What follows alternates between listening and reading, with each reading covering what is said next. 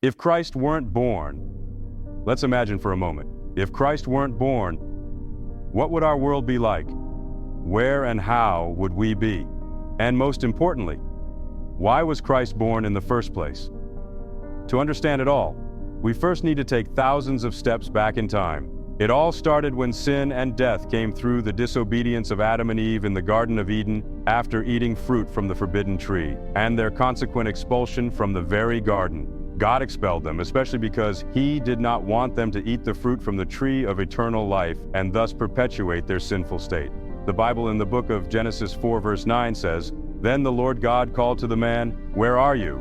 This expulsion did not only symbolize a physical death, but also a spiritual one. Man was indeed lost at this moment. Sin also took root further when Cain, the first son of Adam, took the life of Abel. The sin of bloodshed was so great that even the ground cried out to God, as it is written in Genesis 4-10. The Lord said, "What have you done? Listen, your brother's blood cries out to me from the ground." Thus sin continued to take root through the descendants of Cain, and such was the wickedness that even the sons of God defiled themselves with the daughters of men. They did this while engaging in all kinds of evil, and consequently they bore offspring, who were giants that roamed the earth. This angered God so much that He regretted having created man and all creatures. He therefore vowed to destroy the earth with a flood, symbol of the first cleansing. Genesis 6:7 says, "So the Lord said, I will blot out man whom I have created from the face of the earth, man and animals and creeping things and birds of the heavens, for I am sorry that I have made them."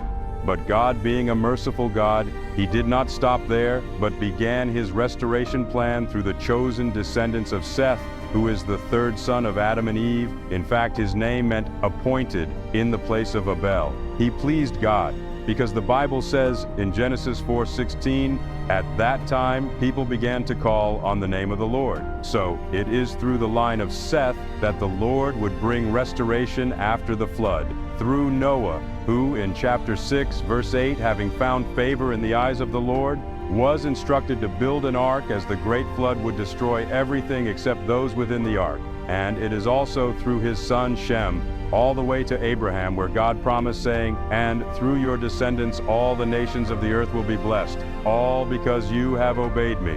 Who was the Lord God referring to? Have you guessed already? So, we can now see that although it was through the disobedience of Adam and Eve, eating from the fruit tree that bore sin, behold, it is through the obedience of Seth and his descendants all the way down to Noah, Shem, and Abraham, that the Lord God would now plant an anointed seed that would later become the tree of life, to bear the fruit of restoration and redemption through the birth and death of the Messiah, Jesus Christ. Can we shout amen? But why was the Lord doing this? Why does He continue to show mercy even to the wicked? Well, it is amazing to know that in John 3:16 it is written, "For this is how God loved the world. He gave His one and only Son, so that everyone who believes in Him will not perish but have eternal life." 1 Corinthians 15:22 proclaims, "For as in Adam all die, so in Christ all will be made alive." Amen? In John 8:12, once more Jesus addressed the crowd. He said, "I am the light of the world. He who follows me will not walk in the darkness, but will have the light of life." So in case you have any doubts or questions, Jesus answered, "I am the way and the truth and the life. No one comes to the Father except through me." John 14:6. So, thank you for watching, liking, sharing, and subscribing for more videos. But above all, may the Lord's mercy, grace, and light be with you until the end of time. Let all the people say, Amen.